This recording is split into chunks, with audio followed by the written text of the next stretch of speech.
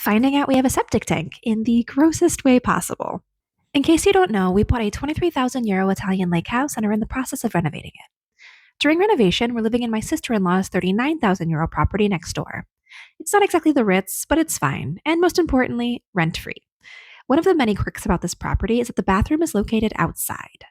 Not ideal, especially in bad weather, but again, totally fine and totally free. If you watched my Instagram stories last week, you'll know that we started having some issues with the bathroom. The shower and the toilet weren't draining properly to the point that sewage eventually started coming up through the drains, which is super gross.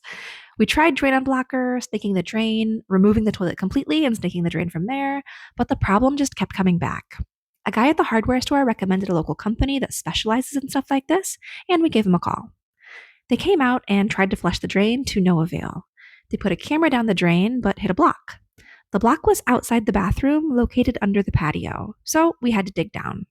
And as we dug down, Paul found a septic tank. We had no idea this property had a septic tank. How could we not know? Well, the previous owner had completely covered it in concrete.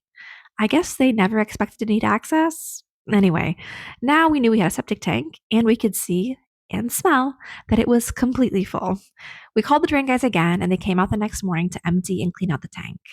Something that I learned needs to be done every 4 to 5 years. So again, why did the previous owner pour concrete over the top of it? When the crew arrived, they let me know that the hole Paul had made wasn't big enough or in the right place, and we need to uncover the whole top of the tank. In my mind, I was freaking out a little bit at this point because Paul was at work, and if I had to send these guys away and reschedule, that would mean at least another day without a usable bathroom and exposed sewage. However, without missing a beat, these guys grabbed some tools from our shed and got to busting up the patio.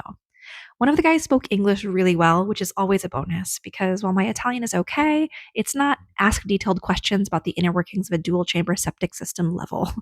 The whole crew were super lovely and helpful and did a great job. We now have a working bathroom again, and after days without one, I have never been so grateful for an outdoor toilet in my life.